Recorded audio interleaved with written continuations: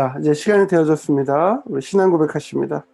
나는 전능하신 아버지 하나님, 천지의 창조주를 믿습니다. 나는 그의 유일하신 아들, 우리 주 예수 그리스도를 믿습니다.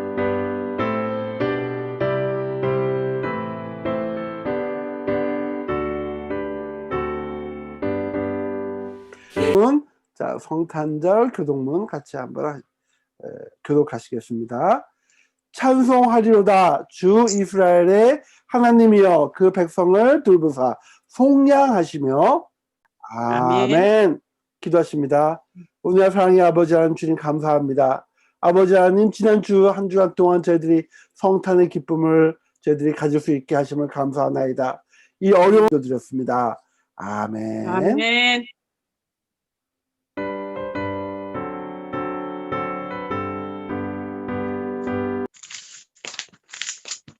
누가복음 1장 26절에서 38절입니다.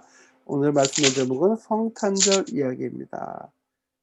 제가 조용히 읽어드리도록 합니다.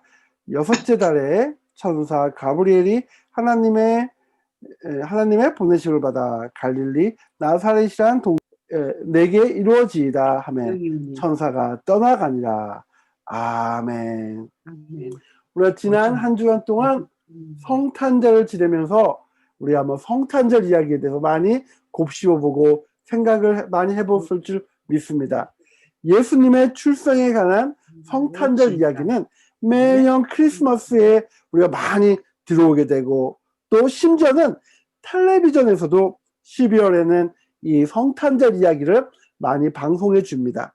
또 어린이 주일학교 성탄절 연극으로도 보면 매년마다 요 내용들이 단골로 나와서 그 이야기에 우리들이 인상 깊은 그런 생각들을 가지게 됩니다. 여러분 성탄절 이야기하게 되면 어떤 이야기 또 어떤 스토리들이 가장 많이 떠오릅니까? 오늘 그 이야기를 통해서 오늘 우리들에게 주신 하나님의 메시지는 무엇인지, 특별히 마리아가 받았던 그 은혜 받은 자라고 하는 의미가 무엇인지에 대해서 우리가 살펴보고 우리 같이 한번 은혜를 나누려고 합니다. 베들레헴의 마을 구유 이야기는 모르는 사람이 없습니다. 아기 예수가 태어난 곳을 찾아와서 경배하고 축하한 이들이 마태복음에는 동방에서 온 점성술 박사들로, 누가복음에는 들에서 양을 키우는 목자들로 또 이렇게 해서 나오기도 합니다. 이 마리아가 임신할 것이라는 사실을 천사가 이야기하는데 이 지금 그림도 보면 이 그림의 내용이 수태고지라고 하는 그림입니다. 이 수태고지 이 그림은 이 서양 화가들이 그린 그림 가운데 굉장히 많이 수태고지라고 하는 똑같은 이름으로 또 다른 뉘앙스를 주는 그런 그림들이 굉장히 많이 있습니다. 오늘 말씀을 들으면서 이 수태고지와 동일한 이러한 좋은 명작들, 좋은 그림들을 여러분들 같이 보시게 될 것입니다. 마태복음에는 천사가 마리아의 남편인 요셉을 찾아가는 이야기로 나오는데 누가복음에는 당사자인 마리아를 찾아가는 이야기로 나오죠. 오늘 우리가 설교 본문을 선택한 누가복음 1장 26절에서 38절이 바로 여기에 해당됩니다. 즉, 이 가브리엘이 이 마리아를 찾아와서 수태고지하는 그러한 장면입니다. 그 이야기는 여러분이 잘 알겠지만 설교를 따라가기에 필요할 정도만큼 좀 한번 간추려서 한번 그 스토리를 한번 이야기해 보려고 합니다. 가브리엘 천사가 갈릴리 나사렛에서 사는 마리아를 찾아갑니다. 마리아는 당시에 요셉과 약혼한 정혼한 상태에 있습니다. 우리 요 최근에 우리 지금 나온 영화 가운데 가나의 혼인잔치라고 하는 그러한 영화가 있습니다. 그 영화를 여러분들에게 좀 추천해 드리고 싶은데 그 영화를 보시게 되면 이 성경에, 신약 성경에 예수님의 비유와 동일하게 이 예수님의 비유도 혼인잔치에서부터 시작돼서 혼인잔치로 끝나는 것들을 많이 볼 수 있어요. 그래서 천국에 대한 비유, 이 모든 것들을 혼인잔치로 막 해놓았습니다. 그런데 이스라엘의 이 혼인잔치에 대해서 조금 이해하게 되면 그 혼인잔치가 어떤 의미인지 정말 너무나도 잘 알 수 있는 것이죠. 예수님 당시에 예수님이 혼인잔치를 행하셨을 때, 또 가나의 혼인잔치에서 물로 포도주를 만드신 그 장면들은 당시 예루살렘에 살던 또 이스라엘 사람들이었다고 한다면 그 혼인잔치의 이야기만 들어도 그걸 보기만 해도 그 의미가 무엇인지 단번에 바로 알아차릴 수가 있습니다. 왜냐하면 그들 가운데 혼인잔치는 아주 중요한 풍습이었기 때문에 그래요. 근데 오늘 지금 20세기를 살아가는 우리들에게 이 가나의 혼인잔치는 좀 먼 이야기예요. 오늘 혼인잔치는 굉장히 다른 그러한 풍경을 이야기하고 있죠. 그렇기 때문에 그런 상황들 가운데 우리가 이 혼인잔치를 좀 이해하는 건 조금 어려운 부분들이 있어요.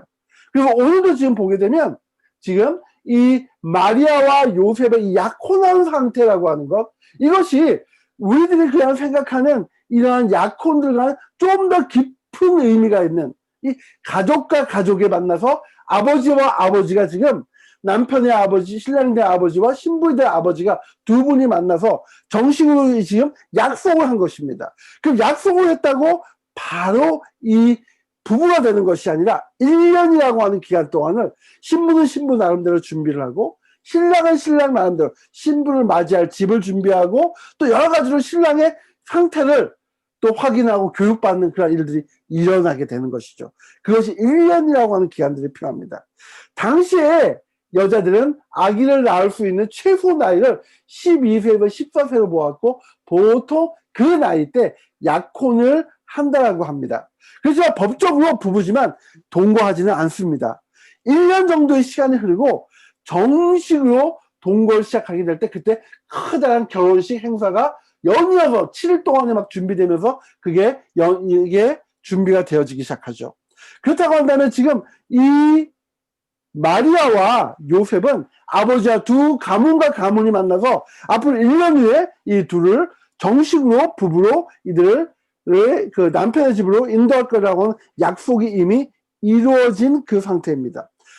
이루어졌기 때문에 이제 신부는 신부로서 순결과 또 신랑을 섬기는 것과 그 다음에 남편에 대한 예의, 그 다음에 시댁 식구들에 대해서 또 이 신부가 해야 될 그러한 여러 가지 태도, 섬겨야 될 내용들을 하나씩 배워나가는 과정들을 가지는 아주 중요한 시간들이죠. 그리고 특별히 신부에게 요구되는 것은 신랑을 맞이할 준비.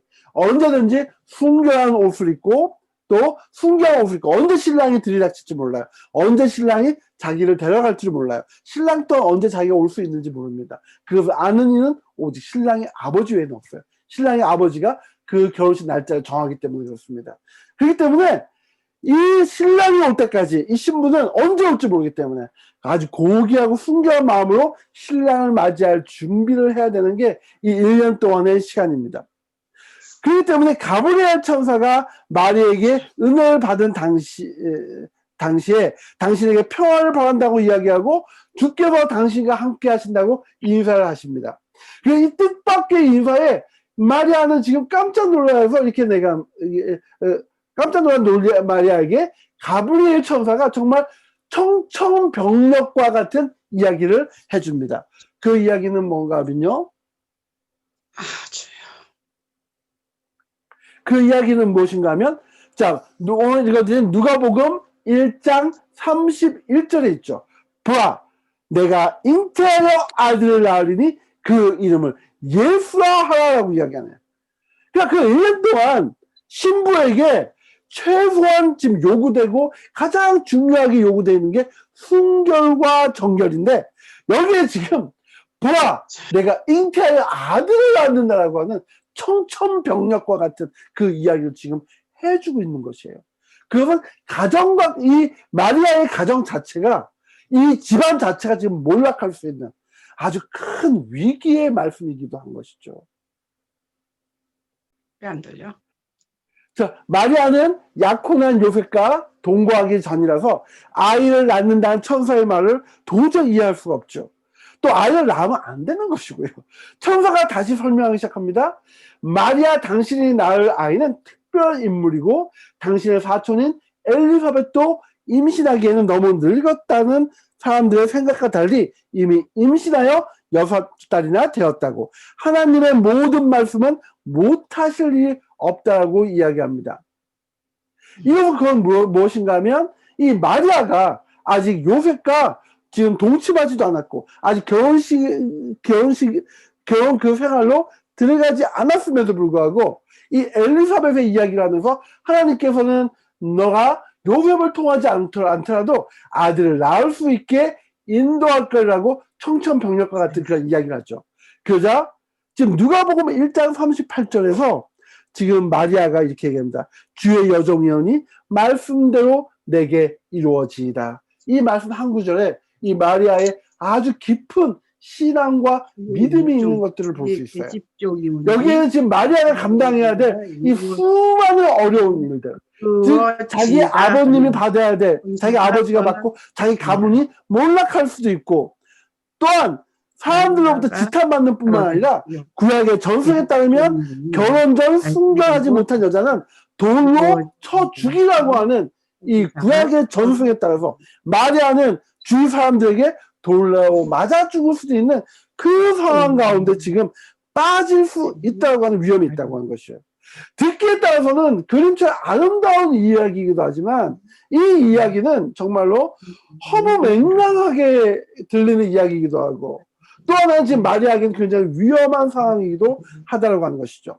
여러분은 어떻게 이 이야기를 들었습니까? 우리가 매년마다 지금 마리아에 대한 이야기를 들으면서 마리아가 너무나도 정말로 편안하게 이 명령을 받아들였을 거라고 하지만, 우리가 가나의 혼인잔치라고 하는 그 영화를 좀 여러분들이 보시고 이스라엘의 풍습과 이런 것들을 보시고 2000년 전으로 오늘날 자유로운 시대, 자유로운 그런 연애가 형성된 시대가 아닌 2000년 전, 정말로 부모의 허락에 의해서만 결혼이 가능한 그 시대로 돌아가서 이 이야기를 쭉 펼쳐본다고 한다면 이 내용은 정말로 너무나도 두려운 이야기이기도 하다라고 하는 것입니다. 지금 예수님이 자연적인 남녀 관계로 태어난 것이 아니라는 생각이 지금 여기서 나오고 있죠. 31절에 따르면 마리아가 잉태하여 아들을 낳을 것이라고만 말했습니다. 지금은 약혼 기간이지만 조금 지나면 동거하게 될 거예요. 남자의 알지 못한 나간 마리아의 대답도 바로 이러한 이야기를 이야기하고 있습니다. 아직은 남자를 알지 못하지만 조금 지나면 이제 요셉과 동거하게 되죠. 그때 아이를 낳는다고 하면 너무나도 자연스럽습니다. 그렇지만 요셉과 동거하기 이전에 아이를 낳는다고 하는 것이에요. 그리고 성령이 임한다고 이야기하며 신족 엘리사벳이 임신을 했기 때문에 하나님의 말씀에 능하지 못함이 없다는 그 말을 통해서 동정녀 탄생에 대한 직접적인 이야기를 해주고 있는 것입니다. 그리고 동정녀 탄생을 지금 암시하고 있다라고 여기서 보고 성경은 말씀해주고 있습니다. 그렇지만 신약 성경은 실제에 따라서 신약 성경은 실제에 따라서 이 동정녀 탄생에 대한 것들에 대해서 관심이 그렇게 높지는 않았어요. 기독교 신앙에서 그렇게 크게 중요하지 않았기 때문에 그렇습니다. 당시의 전승이나 당시에 따라보게 되면 예수 그리스도께서 동정녀로 탄생하셨다고 한 내용은 너무나도 자연스럽고 꼭 믿을 수 있는 그러한 상황들이었습니다. 그런데 지금 기독교 예수님이 지금 하늘로 올라가신 이후에 마가복음과 요한복음 그 기독교 초기 역사에 들어서서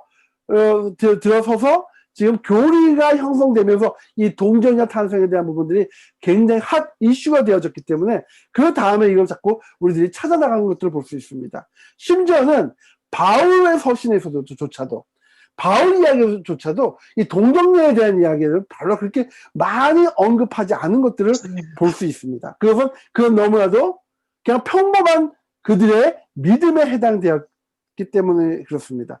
출생만이 아닙니다. 예수님의 어릴 적 이야기도 초기 기독교인들에게는 그렇게 중요하지 않았습니다. 예수님의 어릴 적 이야기를 담은 문서가 이 외경 가운데 많이 나왔습니다. 여러분이 예수님은 어릴 때부터 초자연적인 기적을 행했다고 하는 이야기이기도 합니다. 다른 문서는 교회가 정경에서 엄격하게 배제했어요. 예수님의 공생애에 벌어진 사건이 신앙의 중심이기 때문에 그렇습니다. 마태복음과 누가복음에서 나오는 예수에 관한 이야기도 사건이 신앙의 중심이기 때문에 그렇습니다. 자, 마태복음, 누가복음에 나오는 예수 출생에 관한 이야기도 예수님의 공생의 사건에 근거해서 해석해야 합니다. 그걸 잘 이해하면 동화처럼 들리는 천사 가브리엘과 마리아의 대화가 얼마나 근본적이고 역동적인 신앙의 서사시인지를 우리가 절감할 수 있는 것이죠. 그래서 초기 기독교인들에게 있어서는 이 내용들은 너무나도 익숙한 내용이고 너무나도 자연스럽게 받아들일 수 있고, 또 마리아를 통해서 예수가 탄생하신 이 마리아의 이 신앙이 굉장히 고귀하게 그들이 받아들였다는 것들을 볼 수 있습니다. 가브리엘 천사가 마리아를 찾아가서 처음 꺼낸 문장은 28절에 있습니다. 마리아를 향해서 은혜를 받은 자라고 인사를 건넵니다. 평화를 빌고 주께서 마리아와 함께 한다고 말합니다. 마리아가 이를 듣고 놀라워했다고 합니다. 이런 인사는 자기처럼 평범한 사람이 아니라 신분이 높은 이들에게 어울리기 때문에 그렇습니다. 30절에서 천사는 다시 마리아에게 무서워하지 말라고 하면서 내가 하나님께 은혜를 입었다라고 이야기합니다. 하나님의 은혜를 받은 자이니 마리아가 아직 어리고 평범한 소녀지만 존엄한 이에게 해당되는 이 인사를 들을만한 그러한 여인이라고 하는 이야기예요. 당시 마리아의 나이는 대충 결혼의 풍습에 비하면 한 14세 정도? 15세 아마 넘어가지 않았을 거라고 믿어집니다. 그런 여자, 물론 처녀이긴 하지만 누구나 보아도 어린아이에 해당되는 이에게 너는 존경을 받을 수 있는 그런 인사를 받을 만하다라고 이야기하는 것이죠. 은혜를 받은 자라는 천사 가브리엘의 말은 아들을 낳게 된다는 사실을 가리키기도 합니다. 마리아가 처한 상황에서 이게 말이 됩니까? 말이 안 됩니다. 마리아에게 한 여자가 감당해야 될 삶의 무게를 생각해 보시기 바랍니다. 여기는 크게 두 가지가 있습니다.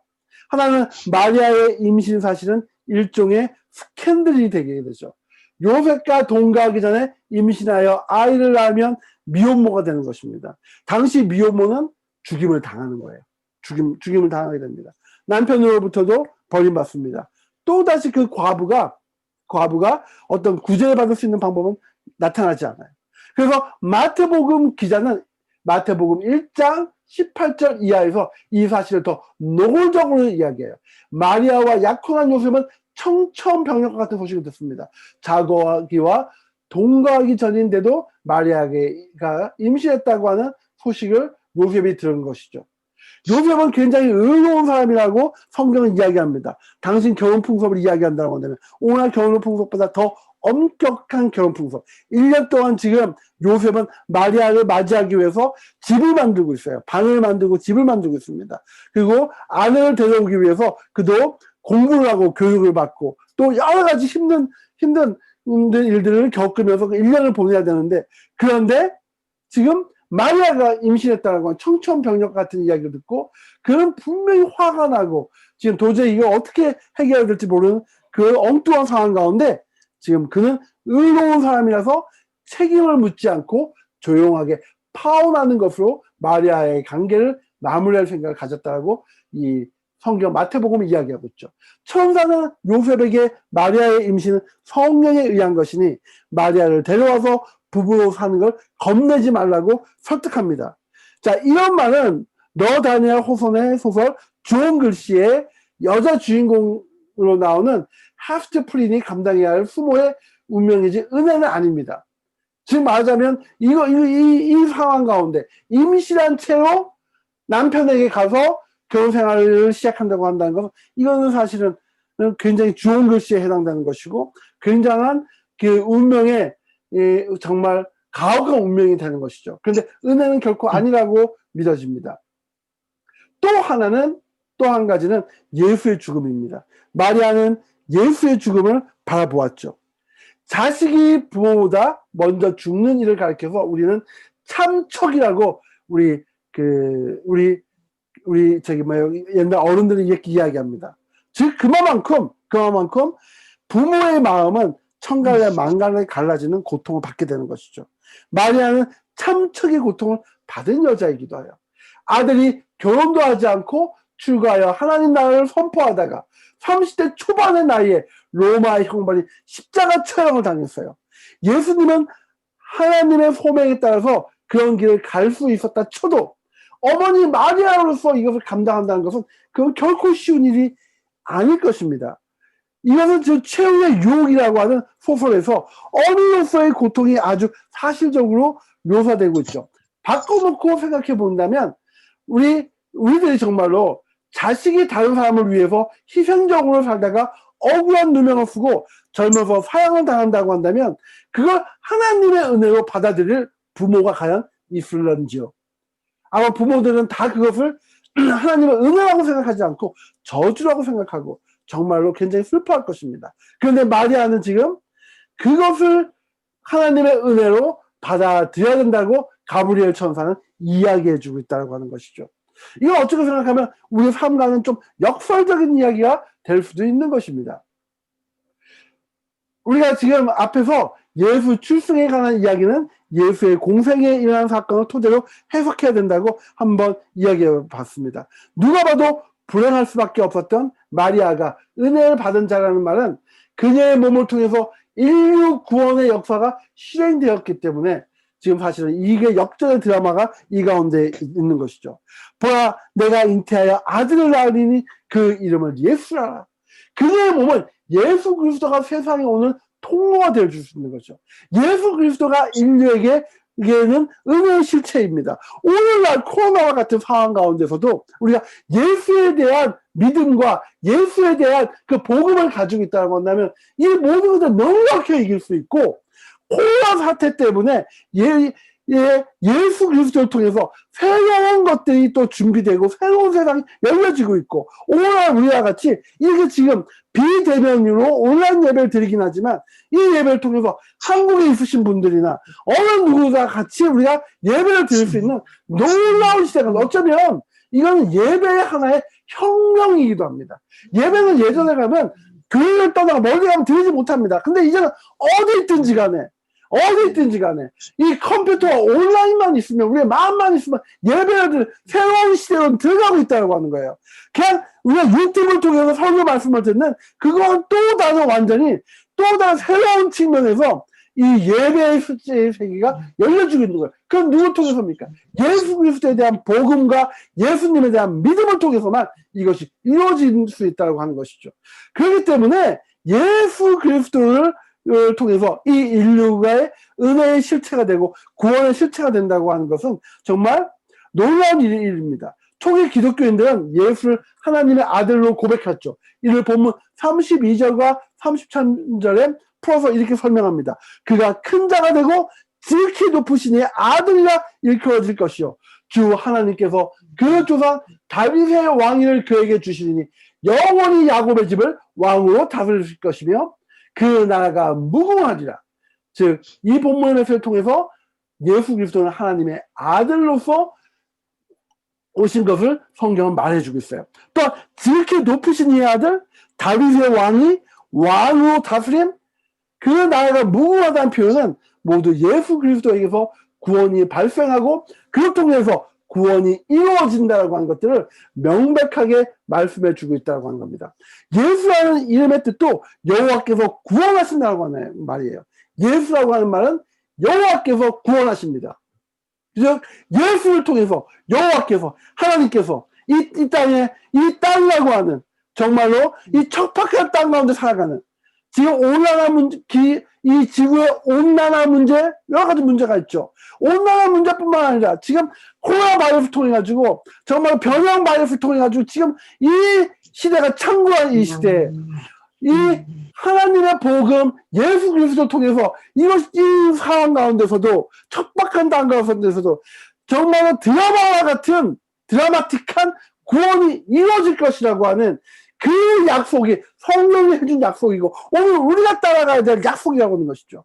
우리가 여러 가지 백신의 문제, 또 하나는 변종 바이러스의 문제 때문에 우리가 지금 뭐랄까요? 절망하고 계십니까? 절망하지 마시기 바랍니다. 여러 가지 시대를 통해서 우리가 나가지 못하고 우리가 지금 직업이 끊어질 문제가 절망하십니까? 절망하지 마시기 바랍니다. 복음은 이 모든 문제의 해결자입니다. 복음을 통해서 우리는 해결받을 수 있고 구원받을 수 있기 때문에 그렇습니다. 하나님께서 더 좋은 길로 인도하시려고 하는 믿음을 놓치지 마시기 바랍니다. 하나님께서 이를 통해서 우리에게 더 많은 일들 할 수 있게끔 하실 것입니다. 그 자리에 가만히 있지 마시고 우리가 이 코로나 가운데 우리가 무엇을 할 수 있을지 기도하시기 바랍니다. 말씀으로 들어가시기 바랍니다.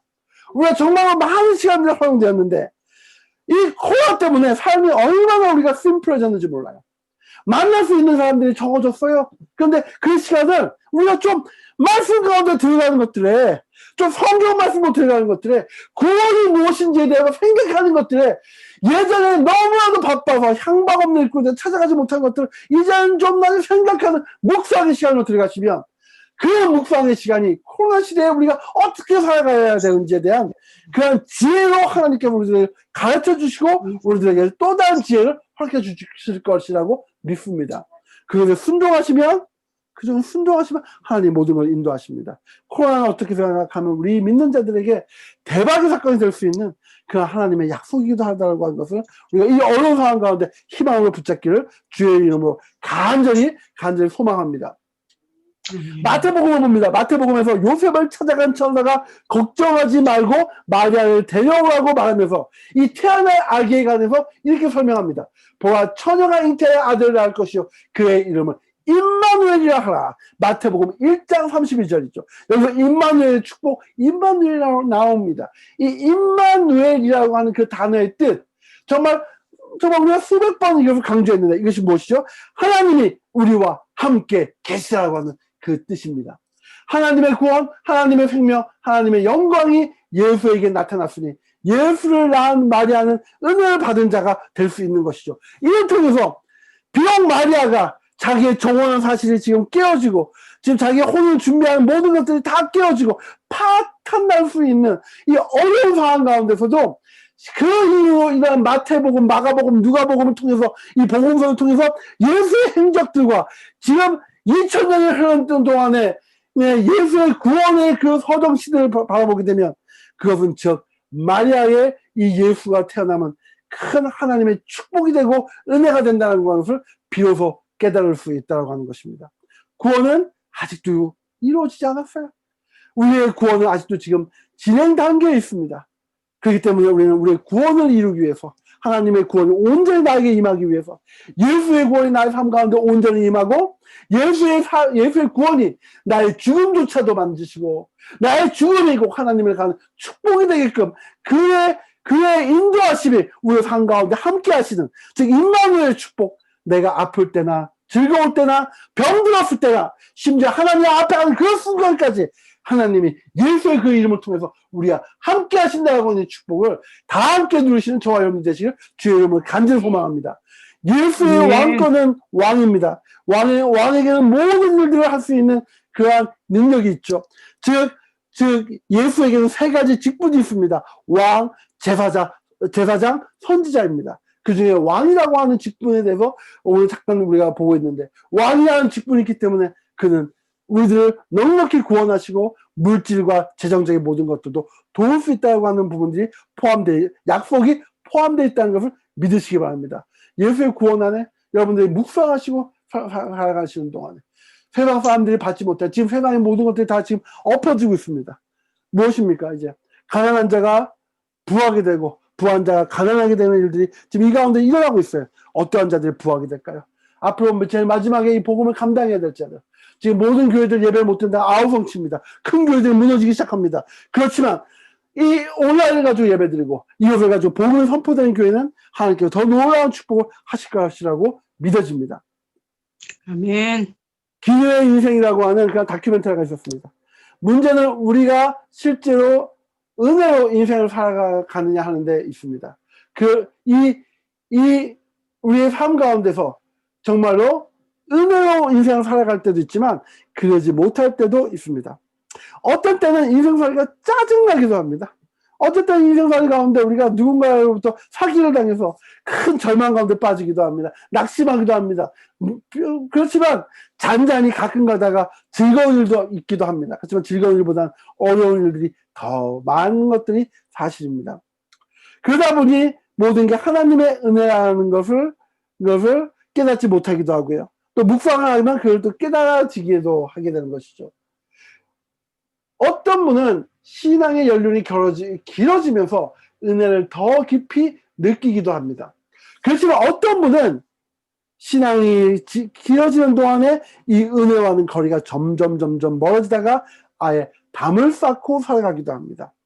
은혜로 산다는 것이 실제로 무슨 뜻인지를 마리아와 관련해서 우리가 한번 보려고 합니다. 앞에서 말씀드렸듯이 마리아의 운명이 상식적으로는 은혜를 입에 담을 수 없음에도 불구하고 은혜를 받은 자라는 이름을 얻은 이유에 관한 설명이기도 합니다. 본문 마지막 절에 38절에는 마리아는 신약 성경 중에서 가장 놀라운 신앙 고백을 합니다.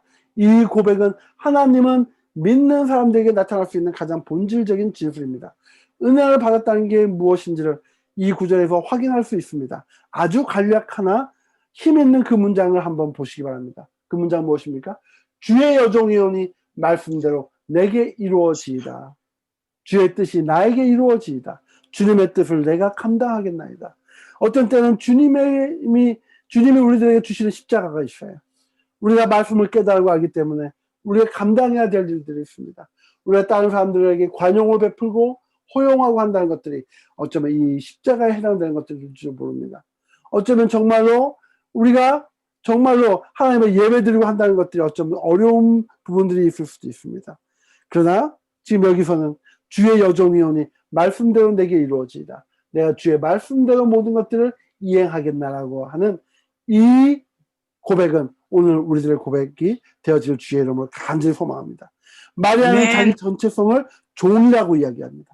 성경 정치를 통해서 보더라도 가장 핵심적인 진술이기도 합니다. 하나님을 진실하게 경험한 사람들의 입에서 나오는 이런 고백이 나오게 되죠. 사람들은 종이 아니라 주인처럼 살아가고 싶어 합니다. 좋게 표현하면 주체의식이고 나쁘게 표현하면 잘난 척이기도 합니다. 요즘 젊은 아이들 가운데서도 세상의 중심에 자기 자신을 끼워 넣으려고 하기도 하기 때문에 그렇습니다. 자기가 주관적인 잣대로 주변 사람들을 자꾸 판단하려고 합니다. 저에게도 종종 그런 경향들이 보여지기도 해서 정말 조심하지 않으면 정말 잘 안 됩니다. 요즘은 SNS가 활발한 세상에서 사람들은 더 극성스럽게 자기를 표현합니다. 자기를 표현하고 자기를 알아주는 것에 그것에 위로를 받고 안주감을 느낍니다. 그리고 카카오톡을 통해서 많은 사람들이 자기의 이야기를 좀 읽어주길 원합니다. 페이스북을 통해서 알아주길 원합니다. 그렇게 하다 보니까 이 요즘처럼 SNS가 활발한 세상에서 사람들은 더 극성스럽게 자기를 인정받고 싶다는 욕구가 강렬하게 나타나게 됩니다. 요즘 표현하고 이런 현상을 관종이라고 이야기해서 또 새로운 시대적인 현상 가운데 하나로 이야기하기도 합니다. 사람들이 보여지는 걸 좋아하는 거예요. 그걸 관종이라고 해도 이런 현상이 잠시 웃고 넘어갈 에피소드가 정도가 아니라 시대 정신으로 자리를 잡으면서 이 세상은 서로 마녀 사냥에만 열을 올리는 것도 또한 볼 수 있어요. SNS에서 별거 아닌 사람들이 막 뜨지만 또 SNS를 통해서 정말로 막 어떤 세상이 가진 이 더러운 욕들을 다 먹는 사람들을 또 우리는 종종 보기도 합니다. 이 여종이라고 하는 정체성은 노예 근성으로 비굴하게 살아도 된다는 뜻은 아닙니다. 정반대입니다. 마리아는 자신의 존재 전체를 화염처럼 감싸는 힘을 경험하고 살았습니다. 이런 천사 가브리엘은 35절에 이렇게 묘사합니다. 성령이 내게 임하시고 지극히 높으신 이의 능력이 너를 덮으시니 이 큰 능력 앞에서 마리아는 자기를 종이라고 말할 수밖에 없었습니다. 비유적으로 이렇게 생각해 봅니다. 지금 우리는 생전 처음 경험해보지 못한 태풍을 만났습니다. 태풍이 모든 걸 집어삼킬 듯 합니다. 이런 상황에서는 안전한 장소를 피해 태풍이 지나가기를 숨죽이고 기다릴 뿐입니다. 누가 회사 사장이고 누가 직원인지 누가 학교 교장이고 누가 학생인지는 중요하지 않습니다. 태풍이 주인이지 사람이 주인은 아닙니다. 자기가 주인처럼 여전히 사람 앞에서 큰 소리 칠 겨를이 없어지는 것이죠. 문제는 우리가 성령이 임하고 지극히 높으시는 이의 능력이 우리를 덮는다는 사실을 인생살이에서 실제로 경험하지 못한다는 사실이에요. 그렇기 때문에 내 삶 가운데 성령을 체험하지 못하고 하나님을 체험하지 못했기 때문에 정말로 나를 자꾸 드러내려고 하는 그런 잘못된 일들에 빠진다고 하는 것이죠. 그렇지만 하나님이 드러난다고 한다면 우리는 그 앞에서 주의 뜻을 나를 통해서 이루어 주시옵소서. 주님이 가라고 하는 그곳이 정말 아골 골짝 같은 빈들이라도 나는 가겠습니다라고 하는 그런 고백을 할 수 있다고 하는 것이죠. 정말 세상을 바꾼 이들은요, 자기를 드러낸 자들이 아니라 하나님의 말씀에 순종하고 아골 골짝과 같은 그 두려운 것을 찾아갔던 사람들 통해서 세상은 바뀌어졌고, 또 세상은 아름답게 되었고, 그 가운데서 정말 절망적인 사람들이 희망을 받고 그들이 힐링을 받았다고 하는 사실은 역사를 통해서도 많이 보여주고 있습니다. 오늘 우리는 우리 인생의 주인은 예수 그리스도고 이 태풍과 같은 성령이 우리 삶 가운데 있다고 하는 것들을 우리는 좀 체험하는 저와 여러분들이 되시기 바랍니다. 그러니 아멘. 이 누가 주인이고 누가 종이니, 누가 임차인이고 누가 임대인이고 누가 갑이고 누가 을이냐고 하는 사실은 그냥 크게 중요하지 않다고 하는 것이죠. 이런 것을 완전히 지혜받는 세상은 곧 지옥이 아니겠습니까? 여러분, 우주를 보셨습니까? 물리학이나 자연과학을 우리가 좀 최근 이야기하고요. 요즘은 이제 4차 산업혁명을 이야기하고요. 아이들과 함께 SQ를 통해서 양자 물리학을 통해서 아이들 좀 설명해 보다 보니까 이 자연과학을 이렇게 좀 이야기하다 보면 정말 느끼는 게 있어요. 내가 지금 어마어마한 힘 가운데 둘러싸여 살고 있구나. 이 우주의 기원과 광대함에 대해서 이 숫자라고 하는, 이 숫자, 우리가 지금 수학이라고 하는 숫자에 대한 이 오묘함만 좀 보아도, 그리고 또 빅뱅이라고 하는 것, 블랙홀이라고 하는 것, 이러한 존재들에 대해서 조금이라도 알게 되면, 아, 우리들의 존재는 정말 우연히 존재하지 않는 필연적인 존재라고 하는 사실을 자꾸 깨닫게 되는 것이죠.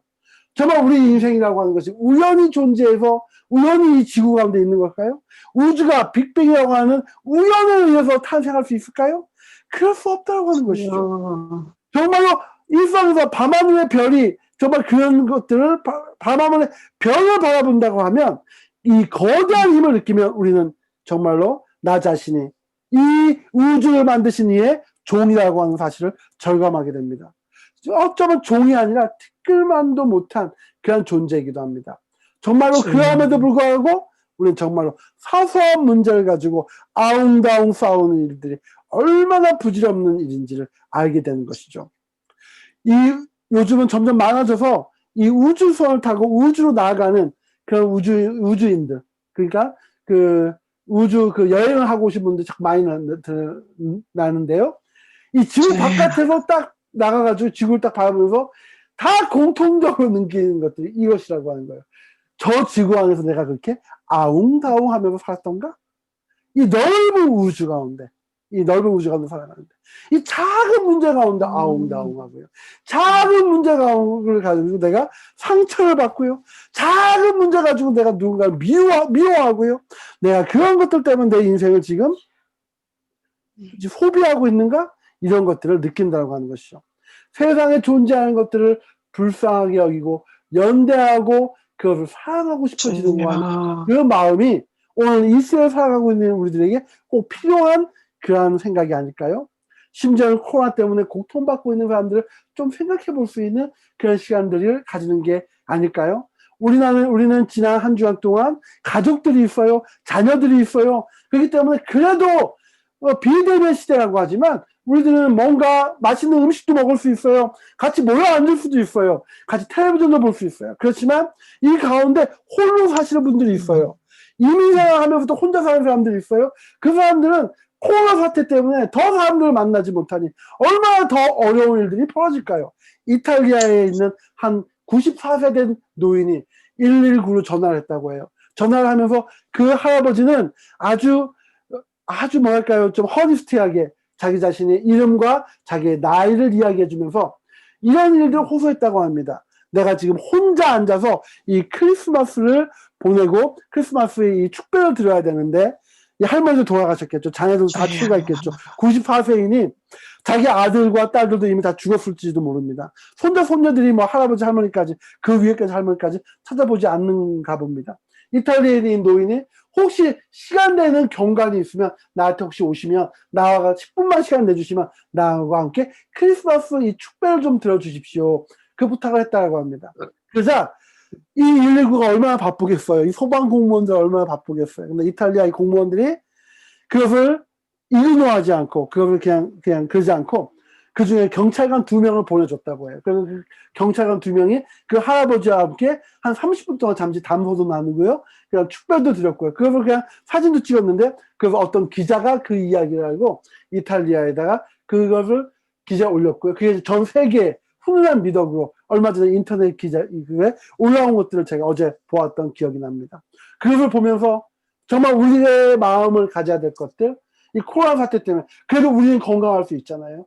그래서 이 코로나 통해서 우리가 아플 수도 있는데 아프지 않았잖아요. 우리 자녀들이 아프지 않았잖아요. 이게 얼마나 감사함인지, 감사함으로 먼저 우리가 좀 느끼고, 또 소외받는 사람들, 외로운 사람들이 있다고 한다면 그들을 좀 돌아봐주고, 물론 초대를 못하지만 그들에게 이렇게 동영상으로 보면 되거든요.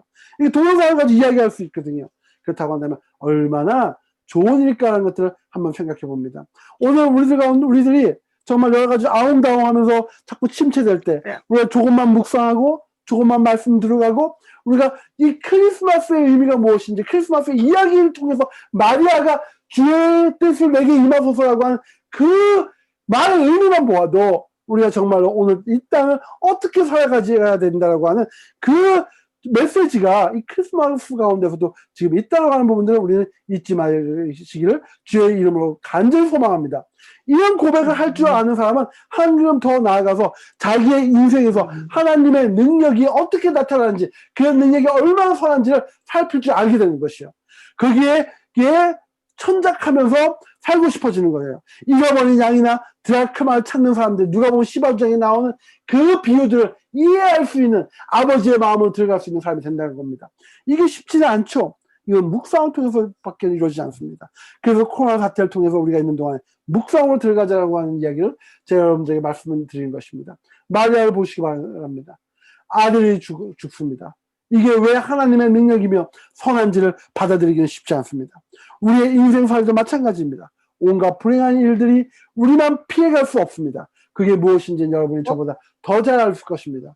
우리가 불행하다고 생각하는 그 운명 앞에서도 하나님의 선하신 뜻이 있다고 제가 말하면 세상을 너무 안이하게 본다고 여러분들 생각할지도 모릅니다. 이 세상과 삶이 얼마나 치열한지 몰라서 그런 말을 한다고 여러분들 생각할지도 모릅니다. 그러나 오늘 다시 말씀으로 돌아가서 마리아는 상식적으로 볼 때 가장 비참한 운명의 여자였죠. 미혼모란 말을 들었고 또 아들을 먼저 보낸 어미로서 살아야 됩니다. 마리아는 그 모든 운명을 받아들였어요.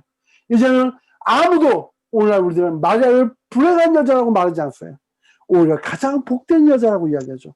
은혜를 바라는 자라고 말하는 그 이유들이 바로 이 성경 가운데 있다고 합니다. 여러분, 오늘 저와 여러분들 인생 어떻게 살아가야 됩니까? 세상의 법, 세상의 룰을 따라가지고, 그리고 나 자신을 드러내며 나 좋은 대로 살아가는 거에 세상에서 내가 성공적인 삶을 살 수 있을까요? 이 코로나 사태 가운데 더 누르지 않을까요? 그러나 그리스도의 뜻을 깨닫게 되고 하나님의 뜻을 깨닫고 살아간다고 한다면, 우리의 삶 가운데 주님의 뜻이 이루어지는 것들에 우리가 최선을 다한다고 한다면, 정말 우리는 정말로 하나님으로부터 은혜 받는 삶을 살 수 있다고 강력히 믿어지는 것입니다. 우리 이것을 위해 잠시 기도하는 시간 가지려고 합니다. 여기 기도하십니다. 기도하실 때 주님, 나의 삶 가운데 나와 함께하여 주시옵소서. 내가 마리아의 삶 같은 삶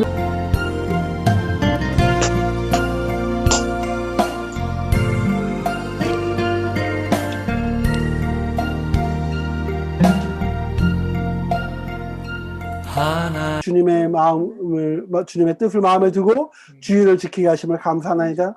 주의를 아버지의 예배에 나오게 하심을 감사하나이다. 우리의 마음이 항상 주 앞에 있게 인도하여 주시옵시고 이제부터 영원까지 함께 하시기를 축원합나이다. 아멘.